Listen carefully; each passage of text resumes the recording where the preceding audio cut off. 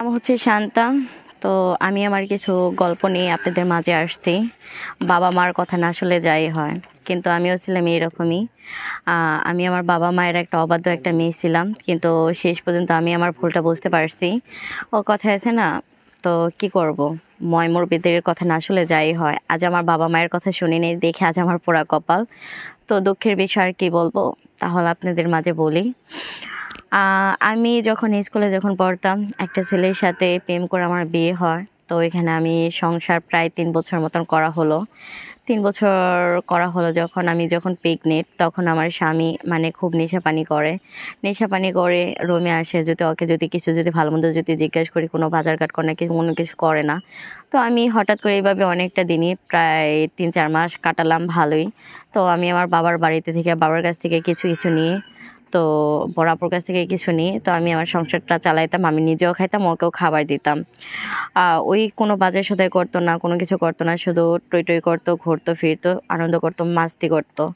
আর সুযোগ পেলে কী করতো, আল্লাহ 30টা দিনই নেশাপানি করতো। বাসায় এসে আমাকে মারধর করতো। যখন প্রেগনেন্টে 4 মাস, তখন একদিন আমাকে হঠাৎ করে বাসা থেকে বের করে দেয়। তো বলে, তোর বাসায় তুই চলে যা।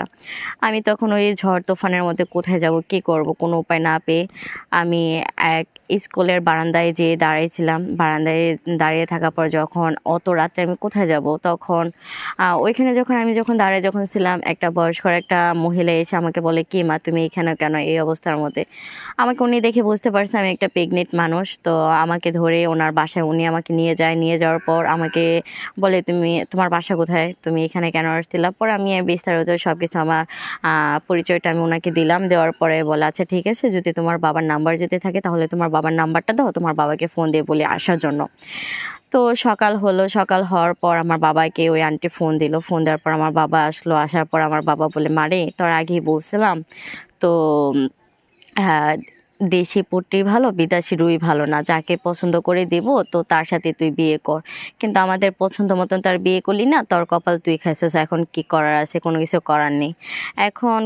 করার নেই। তাহলে এক কাজ কর, এখন আমরা যেটা ভালো মনে করব তো সেটা তুই করবি। তো বাবাকে আমি বললাম, বাবা এখন ভুল তো করেই ফেলছে, এখন কি করব?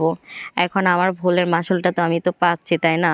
কেন, যে মানুষটার সাথে 3টা বছর সংসার করছি, 3 বছর সংসার করার পর সেই মানুষটা যখন গর্ভবতী 4 মাস, তখন সেই মানুষটা আমাকে ফেলে দিয়ে চলে গেছে, কি আমার উপরে অত্যাচারী করছে। তাহলে এখন আর ওর এখানে থেকে কি করব? তাহলে এক কাজ করো বাবা, তোমার যেভাবে ভালো হয় তুমি সেই কাজটা করে, তোমার যেমনি ভালো মনে হবে ওইটাই তুমি করে দাও, আর তোমার কথা মতনই আমি চলবো ফিরবো।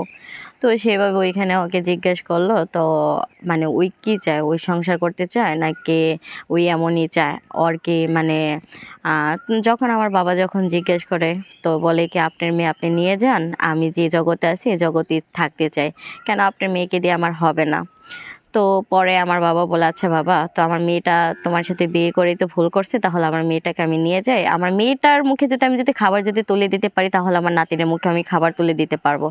কিন্তু দর্শক, আপনাদের মাঝে এর জন্যই আসছি, কিন্তু আমার মতন জানি এরকম কারোর কোনো আমার সাথে যে ঘটনাটা ঘটছে, এই ঘটনাটা জানি অন্যজনের কারোর সাথে ঘটে না। আর বোন, সবার উদ্দেশ্যে আমি একটা কথা বলি, সবাই বাবা মার কথা শোনো। বাবা মার কথা শুনলে বাদে নিজের জন্য ভালো হবে, বাবা মাও ভালো থাকবে। একটা বাবা মা চায় সবসময় তার সন্তান ভালো থাকুক। যেমন আমার বাবা মা চাইছে, কিন্তু আমি পারি নাই। আমার বাবা মার অবাধ্য হয়ে আজ আমার কপালে যাই হয়েছে। কিন্তু সবাই বোন, একটা অনুরোধ করব, কখনোই মা বাবার অনুরোধ হবে না। সবসময় মা বাবার কথা শুনে চলবা, তাহলে জীবনে ভালো কিছু পাবা। ধন্যবাদ। টানতে টানতে টান